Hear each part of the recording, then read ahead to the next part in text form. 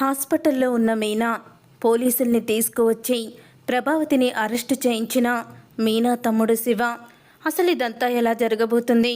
నిజంగానే ప్రభావతిని శివ అరెస్టు చేయించాడా? అసలు ఏం జరిగింది అనేది ఈ వీడియోలో తెలుసుకుందాం. మీనా అయితే జ్వరంతో బాధపడుతూ ఉంటుంది. బాలు మీనాతో ఇలా అంటూ ఉంటాడు, చూడు, మా అమ్మ ఎంత చెప్పినా సరే నువ్వు మాత్రం ఇంట్లో ఏ పని చెయ్యొద్దు. ఇంత నీరసంగా ఉన్నావు. నేను నీతో పాటు ఇక్కడే ఉండేవాణ్ణి, కానీ ట్రిప్కి వెళ్ళాల్సి వచ్చింది. లేకపోతే నిన్ను మీ అమ్మ వాళ్ళ ఇంటికాడ డ్రాప్ చేసి వెళ్ళనా అని బాలు అడుగుతూ ఉంటాడు.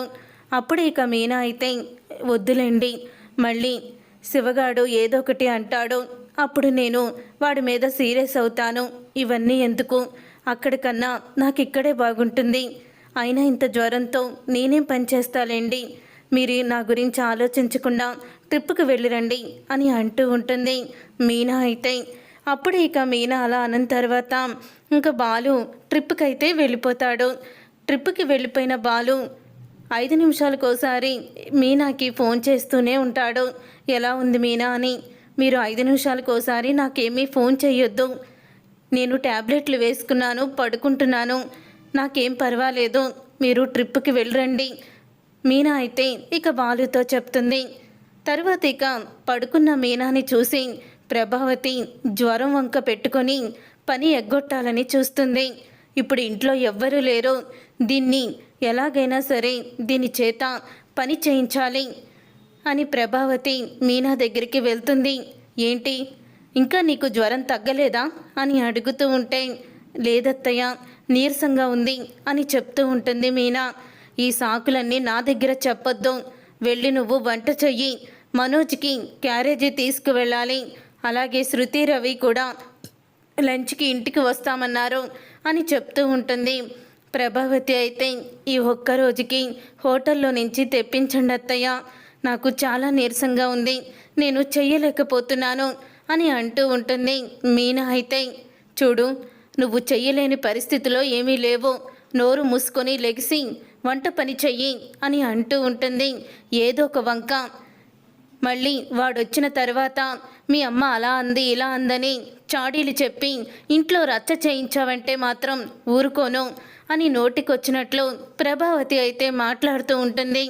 ఏంటత్తయ్య, అదే మీ కూతురైతే ఇలాంటి పరిస్థితుల్లో ఉంటే మీరు అలాగే మాట్లాడతారా అని అడుగుతూ ఉంటుంది మీనా. నా కూతురికి, నా కోటీశ్వరులైన కోడలికి నీకు పోలికేంటే? నా కోడలిద్దరూ, నా కూతురు కోటీశ్వర్లు, నువ్వు పూలమ్ముకునేదానివి, నీకు వాళ్ళకి పోలికేంటి? నీకు జ్వరం వచ్చినా ఏదొచ్చినా పని మాత్రం మానరు కదా మీ మిడిల్ క్లాస్ వాళ్ళు, కాబట్టి ఏ పని మానరు, కాబట్టి వెళ్ళి వంట చెయ్యి అని అంటూ ఉంటుంది ప్రభావతి అయితే. ఇంతలో మీనాకి ఫోన్ అయితే వస్తుంది. ఫోన్ రావడంతో, అయ్యో, నాకు బాగా జ్వరంగా ఉందండి, మర్చిపోయాను, నేను పూలన్నీ కూడా సిద్ధం చేశాను, ఇప్పుడే తీసుకొస్తున్నాను అని అంటూ ఉంటుంది మీనా. ఏంటి, పూలు అమ్ముకోవడానికి మాత్రం నీకు ఓపికొచ్చింది, ఇంట్లో పని చేయడానికి మాత్రం నీరసం అంటున్నావు? నాకు తెలిసే నీ నాటకాలు.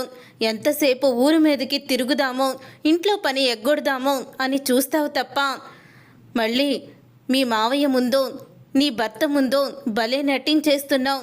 ఇంట్లో పనంతా నువ్వే చేసేసి ఇంటిని నువ్వే ఉద్ధరించేసినట్టు తెగ బిల్డప్ ఇస్తావు. వాళ్ళు నిన్ను చూసేసి నన్ను తిడతారు అని అంటూ ప్రభావతి అయితే తిడుతూ ఉంటుంది. ఏయ్, నువ్వు తొందరగా రావాలి, ఆ డెలివరీ ఇచ్చేసి పూలు తొందరగా రాకపోతే మాత్రం ఊరుకునే ప్రసక్తే లేదు అని అంటూ ఉంటుంది. లేకపోతే ఆ డెలివరీని ఎవరికైనా ఇచ్చి పంపించు అని అనగానే, ఎవరూ లేరత్తయ్య, ఇచ్చేసి వస్తాను, వాళ్ళకి ఏదో వ్రతం ఉంది, ఇప్పటికీ ఆలస్యమైంది, నేను వచ్చి వంట చేస్తాను అని మీనా అయితే చాలా కోపంగా చెప్పేసి వెళ్ళిపోతుంది. అప్పుడే ప్రభావతి అయితే, నువ్వు ఇంటికి రాకపోతే అప్పుడు చెప్తా నేను ఈ పని అని అంటూ ఉంటుంది ప్రభావతి. ఇంతలో మీనాకి మళ్ళీ బాలు అయితే ఫోన్ చేస్తాడు.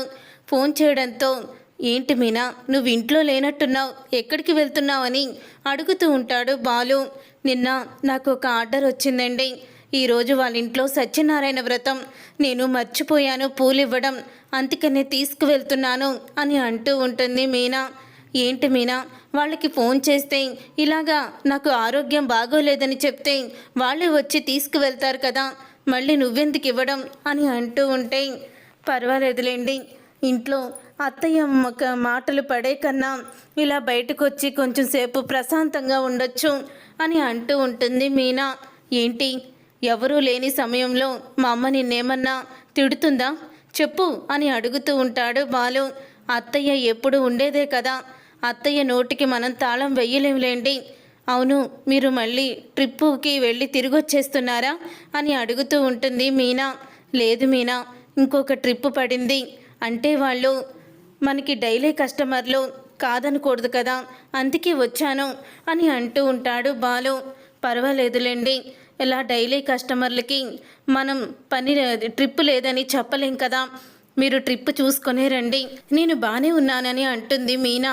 అప్పుడే ఇక బాలు అయితే, ఆరోగ్యం జాగ్రత్త, ఈ రాత్రికి నేను ఇంటికి రాను, నాన్నకి ఫోన్ చేసి నీకు కావాల్సినవి తీసుకురమ్మని చెప్తాను, కానీ ఇంట్లో పని మాత్రం ఏమీ చెయ్యొద్దు అని అంటూ ఉంటాడు. బాలు అయితే, సరేనండి, నేను బాగానే ఉన్నానులేండి, మీరేమీ కంగారు పడొద్దు అని మీనా అంటుంది. సత్యానికి ఫోన్ చేస్తాడు బాలు. సత్యానికి ఫోన్ చేసి బాలు ఇలా అంటూ ఉంటాడు.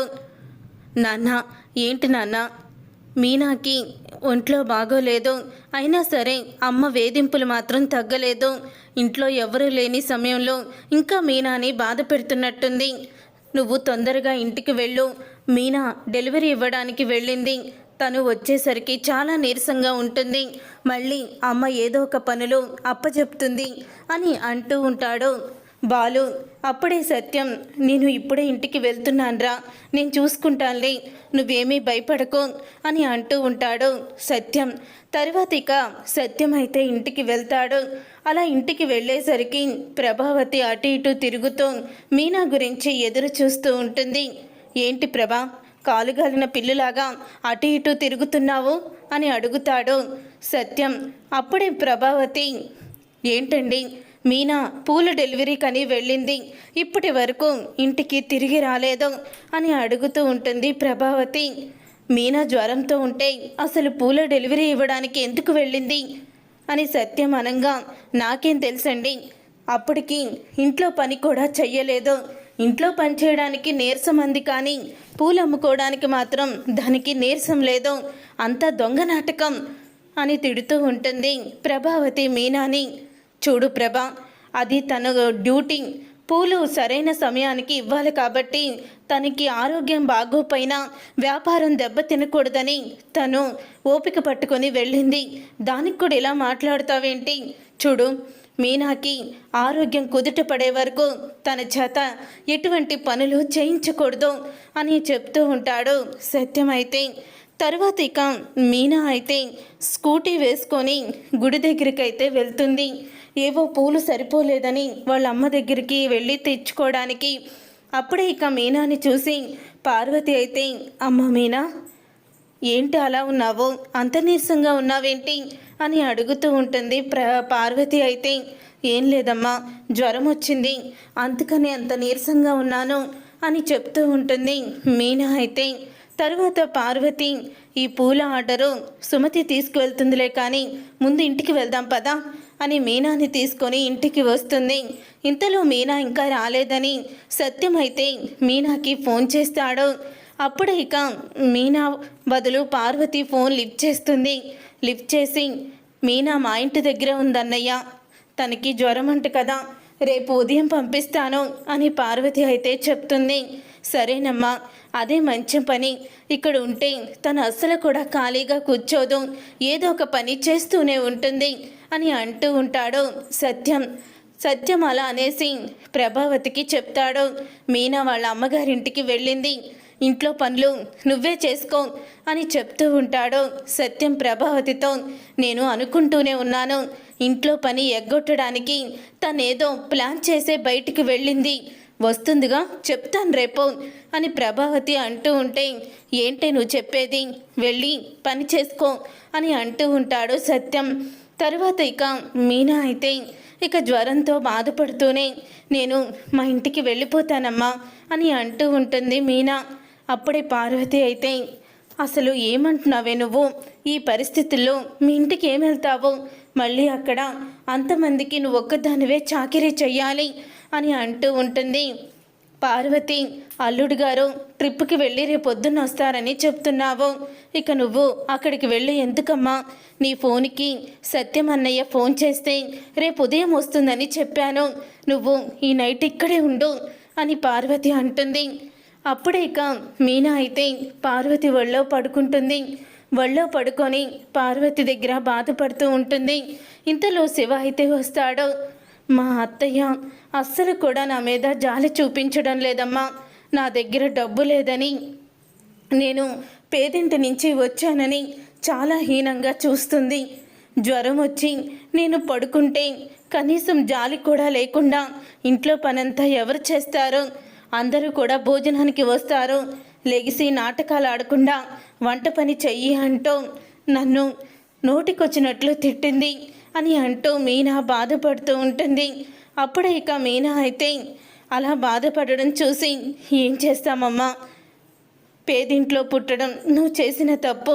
అల్లుడు గారు కూడా లేరని మీ అత్తగారు చెలరేగిపోతుంది. కోటీశ్వర్లైన కోడళ్ళే తన కంటికి మనుషుల్లాగా ఆంతున్నారు, కానీ నువ్వు మనిషిలాగా ఆనడం లేదు అని అంటూ ఉంటుంది. సరే లెగిసి ఈ జ్యూస్ తాగమ్మా అని జ్యూస్ అయితే ఇస్తుంది పార్వతి మీనాకి. అలా జ్యూస్ తాగుతూనే ఒక్కసారి మీనా వాంతి చేసుకొని కళ్ళు తిరిగి పడిపోతుంది. అలా కళ్ళు తిరిగి పడిపోయిన మీనాని చూసి అప్పుడే ఇక శివ లోపలికి అక్క ఏమైందక్క అని అంటూ ఉంటాడు. అమ్మా చాలా జ్వరంగా ఉన్నట్టుందమ్మా, హాస్పిటల్కి తీసుకువెళ్దాం అని అంటూ ఉంటాడు శివ అయితే. అప్పుడే శివ మీనాని తీసుకొని హాస్పిటల్కి వెళ్తాడు. పార్వతితో డాక్టర్ అయితే ఏంటమ్మా మీకు అసలు బుద్ధుందా? ఇంత జ్వరంగా ఉన్న అమ్మాయిని హాస్పిటల్కి తీసుకురాకుండా ఇంతసేపు ఏం చేస్తున్నారు? ఈరోజు నైట్కి హాస్పిటల్లోనే ఉంచండి అని అంటూ ఉంటాడు డాక్టర్ అయితే. అప్పుడే పార్వతి అయితే సరేనండి అని అంటూ ఉంటుంది. ఇంతలో మీనా ఫోను శివ దగ్గర అయితే ఉంటుంది. ఇక శివ దగ్గర మీనా ఫోను ఉండంగా అప్పుడే ఇంకా బాలు అయితే ఫోన్ చేస్తాడు. బాలు ఫోన్ చేయడంతో ఫోన్ అయితే కట్ చేసేస్తాడు శివ అయితే. తర్వాత సత్యానికి ఈ విషయం చెప్దామని పార్వతి అయితే సత్యానికి ఫోన్ చేస్తుంది. ఇక సత్యానికి ఫోన్ చేసి అంటూ ఉంటుంది పార్వతి. కానీ సత్యం ఫోన్ లిఫ్ట్ చేయడం, ప్రభావతి ఫోన్ లిఫ్ట్ చేస్తుంది. వదిన గారు, మీనా చాలా జ్వరంతో ఉండి మా ఇంటికి వచ్చి కళ్ళు తిరిగి పడిపోయింది, హాస్పిటల్లో జాయిన్ చేశాము అని అంటూ ఉంటే ఏంటి మీరు మళ్ళీ ఒక కొత్త నాటకం ఆడుతున్నారా? హాస్పిటల్లో జాయిన్ చేశామంటే ఇంటిల్లిపాది హాస్పిటల్కి వచ్చేస్తామనుకుంటున్నావా? మీనాకి ఏమైనా మాకు అనవసరం అని మాట్లాడుతూ ఉంటుంది ప్రభావతి. ఆ మాటలు కూడా వినేస్తాడు శివ. ఇక పార్వతి అయితే ఏడుస్తూ ఫోన్ పెట్టేస్తుంది. తర్వాత సత్యానికి బాలు అయితే ఫోన్ చేస్తాడు.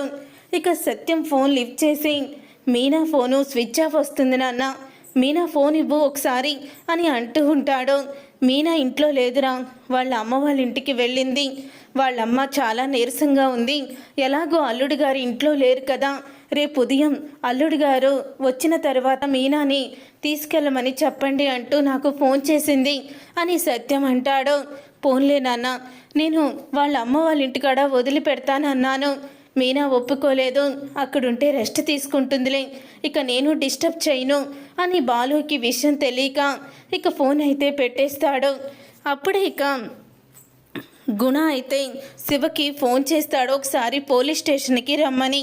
అప్పుడే మీనా అక్కడ హాస్పిటల్లో ఉంచేసి శివ అయితే పోలీస్ స్టేషన్కి వెళ్తాడు. వెళ్ళిన తర్వాత బెయిల్ విషయంపై లాయర్ ఏమన్నాడు అంటూ గుణ శివని అడుగుతూ ఉంటాడు. శివ మౌనంగా బాధపడడం ఉండడం చూసి ఏమైంది శివ, ఎందుకు అలా ఉన్నావు అని గుణ అడుగుతూ ఉంటాడు. అప్పుడే ఇక శివ జరిగిందంతా కూడా చెప్తాడు. శివ జరిగిందంతా చెప్పడంతో ఇదే అవకాశంగా తీసుకున్న గుణ, చూడు శివ, అసలు మీ అత్తగారిని వదిలిపెట్టకూడదు, గృహహింస చట్టం కింద కేసు పెట్టి ఒక్కసారి ఆవిడ్ని జైల్లో పడేసావనుకో, ఇక చచ్చినట్టు మీ అక్కని నెత్తి మీద పెట్టుకొని చూసుకుంటుంది. అదే కరెక్ట్ అయిన పని. అప్పుడు మీ బావకు కూడా బుద్ధొస్తుంది అని గుణ అయితే శివని రెచ్చగొడతాడు. అలా శివని రెచ్చగొట్టంగానే అప్పుడే ఇక శివ పోలీస్ స్టేషన్లోనే ఉంటాడు కదా. ఇక పోలీస్ స్టేషన్లో ఇన్స్పెక్టర్తో జరిగిందంతా చెప్తాడు. సరే, రేపు ఉదయమే వెళ్ళి ఆమెని అరెస్ట్ చేద్దాం అని ఇన్స్పెక్టర్ అయితే అంటాడు. ఇక ఉదయం అవుతుంది. ఉదయం అవ్వంగానే ఈ మీనా ఎక్కడ ఎప్పుడు వచ్చిద్దో ఏంటో, ఇంట్లో పని చేసుకోలేకపోతున్నాను అని తిట్టుకుంటూ ఉంటుంది ప్రభావతి. తర్వాత బాలు అయితే ఇంటికి వస్తాడు. ఇంటికి వచ్చిన బాలు, అవును మీనా ఇంట్లో లేదు కదా, నేను మర్చిపోయాను, మీనాని తీసుకురావడానికి వెళ్ళాలి అని మీనాని తీసుకురావడానికైతే ఇక వెళ్తూ ఉంటాడు. అప్పుడే ప్రభావతి, ఏంటి ఇంకా పుట్టింటి కానించి ఆ మహారాణి దిగబడలేదా అని ప్రభావతి అంటూ ఉంటుంది. అలా అన్న తర్వాత అప్పుడే బయటికి వస్తాడు బాలు, మీనానే తీసుకురావడానికి వెళ్తున్నాను అని. ఇంతలో పోలీస్ జీప్ అయితే వస్తుంది. లేడీ కానిస్టేబుల్ ఇన్స్పెక్టర్ అయితే లోపలికి వస్తూ ఉంటారు. అప్పుడే బాలు అయితే, ఏంటి ఇన్స్పెక్టర్ ఇలా వచ్చారు అని అడుగుతూ ఉంటాడు. మొత్తం ఇంట్లో వాళ్ళందరూ కూడా బయటికి వస్తారు. ఇక్కడ ప్రభావతి ఎవరు అని అడుగుతూ ఉంటాడు. ఇన్స్పెక్టర్ అయితే, నేనే సార్ ప్రభావతిని అని అనగానే, మిమ్మల్ని అరెస్ట్ చేస్తున్నాం, గృహహింస చట్టం కింద మీ కోడలు మీనాని మీరు హింసిస్తున్నారని మీ మీద మీనా వాళ్ళ తమ్ముడు శివ కేసు పెట్టాడు అని అనగానే ఒక్కసారి అందరూ కూడా షాక్ అయిపోతూ ఉంటారు. అప్పుడే ఇక ప్రభావతి అయితే, అమ్మో అమ్మో ఎంతకి తెగించారు వీళ్ళు అని ప్రభావతి అయితే కంగారు పడుతుంది. సార్, మీకేదో రాంగ్ ఇన్ఫర్మేషన్ ఇచ్చారు, ఆ కేసు వాళ్ళు వాపస్ తీసుకుంటారు సార్, మీరు వెళ్ళండి అని సత్యం అంటూ ఉంటాడు. ఎందుకు వాపస్ తీసుకోవాలి మేము అని శివ అయితే ఇంకా అక్కడికి వస్తాడు. ఇక శివని చూసి బాలు అయితే, ఏంట్రా మమ్మని అరెస్ట్ చేయిస్తావా అని కాలర్ పట్టుకుంటాడు. బాలు అయితే, శివది నువ్వు కాలర్ పట్టుకున్నంత మాత్రాన మీ అమ్మ ఏ తప్పు చెయ్యిందని అనుకోవద్దు అని అంటూ ఉంటాడు శివ. జ్వరం వచ్చి హాస్పిటల్లో కళ్ళు తిరిగి పడిపోతే హాస్పిటల్లో ఉందని మా అమ్మ ఫోన్ చేస్తే మీ అమ్మ ఏమందో తెలుసా? ఇప్పుడు మీనా కళ్ళు తిరిగి హాస్పిటల్లో ఉంటే మేము కట్టగట్టుకొని వచ్చి దాని చుట్టూరు చేరి దాన్ని నీరసం తగ్గడానికి చూస్తూ జాలిపడాలా అంటూ నోటికొచ్చినట్లు మా అమ్మతో మాట్లాడింది. మాట్లాడిందో లేదో మీ అమ్మని అడుగు అని అంటూ ఉంటాడు శివ. ఏంటి ప్రభా, శివ చెప్పేది నిజమేనా? మీనా హాస్పిటల్లో ఉందని నీకు పార్వతి చెల్లి ఫోన్ చేసిందా అని సత్యం అడుగుతూ ఉంటే అప్పుడే ఇక ప్రభావతి అయితే, అంటే మీనా పుట్టింటి దగ్గరే ఉండాలని వంకతో అలా చెప్పించిందేమో అని నేను అనుకున్నాను, అది నిజమని అనుకోలేదు అని ప్రభావతి అంటుంది. అప్పుడే ఇక సత్యం అయితే, బాబు విన్నావు కదా, అది అంతే, దాని బుద్ధి మారదు, అయినా అది కోడల్ని అంతలా ఏమీ హింసించదు అని అంటూ ఉంటాడు సత్యం. ఎవరికి చెప్తున్నారండి? అసలు మీరు ఇంట్లో ఉన్నారా లేరా? అసలు ఇంటి యజమానేనా మీరు? ఆ రోజు వచ్చి మా అక్కని ఇవ్వమని మీ కొడుక్కి బ్రతిమలాడారు, కానీ మా అక్కని ఇంట్లో అంత మాటలంటూ అంత హింసిస్తూ ఉంటే మీరు చూస్తూ ఊరుకుంటున్నారా? కోడళ్ళిద్దరూ కోటీశ్వర్లని, మా అక్క పేదింటి నుంచి వచ్చిందని మా అక్కని ఎంత చిన్న చూపు చూస్తుందో ఈవిడ గారు. అలాగే మా అక్క చేత ఇంట్లో అందరికీ కూడా గుడ్డి చాకిరీ చేయిస్తుంది. జ్వరంతో బాధపడుతున్న మా అక్కని ఎంతలాగా పని చేయమని ఎన్నెన్ని మాటలు అందోనట అని అంటూ శివ అయితే చెప్తాడు. మరి ఇలాంటి దాన్ని అరెస్ట్ చేయించకుండా ఎలా ఉంటామో, ఇలాంటి ఆవిడ్ని అరెస్ట్ చేయిస్తే ఇంకోసారి కోడల్ని హింసించే వాళ్ళకి ఇది గుణపాఠం అవుతుంది అని శివ అయితే అంటూ ఉంటాడు. ఇంతలో అక్కడికి మీనా అయితే హాస్పిటల్ నుంచి వస్తుంది. ఇక మీనా హాస్పిటల్ నుంచి వచ్చి మీనా శివని చంప పగలగొట్టి, ఏంట్రా నీకు నేను చెప్పానా మా అత్తగారిని అరెస్ట్ చేయించమని? ఆవిడ వల్ల నేనేమన్నా బాధపడుతున్నానని చెప్పానా? ఇన్స్పెక్టర్, వీడు మా ఆయన మీద కోపంతో అలా చెప్తున్నాడు అంతే. మా అత్తగారు నన్ను కన్న కూతురులాగే చూసుకుంది, ఎప్పుడూ కూడా తను నన్ను హింసించలేదు. దయచేసి ఇక్కడి నుంచి వెళ్ళిపోండి, నేనే చెప్తున్నాను కదా అని మీనా అయితే అంటూ ఉంటుంది. దాంతో ఇంకా ఇన్స్పెక్టర్ అయితే, చూడమ్మా, నువ్వు భయపడో లేకపోతే ఎవరైనా ఏదో చేస్తారనో ఇప్పుడు మీ అత్తగారిని వెనకేసుకొని రావచ్చు. కానీ ఒక్కటి గుర్తుపెట్టుకో, నీకు ఏ క్షణమైనా కష్టం వచ్చినా సరే ఒక్క ఫోన్ చెయ్యి, వచ్చి నిన్ను బాధ పెట్టిన వాళ్ళని అరెస్ట్ చేసి తీసుకువెళ్ళిపోతాము అని అంటూ ఇన్స్పెక్టర్ అయితే ఇక వార్నింగ్ ఇచ్చినట్టు ఇచ్చేసి వెళ్ళిపోతాడు. చూసారుగా ఫ్రెండ్స్, రాబోయే కథలో ఖచ్చితంగా ఇలాగే జరగబోతుంది. మరి ఇలాగే జరగాలని మీరైతే కోరుకుంటున్నారా? అయితే వీడియోని తప్పకుండా లైక్ చేసి ఛానల్ని సబ్స్క్రైబ్ చేసుకొని పక్కనే ఉన్న గంట సింబల్పై ఆలని క్లిక్ చేయండి. అప్పుడే మేము పెట్టే ప్రతి వీడియో మీరు మిస్ కాకుండా చూసేవచ్చు.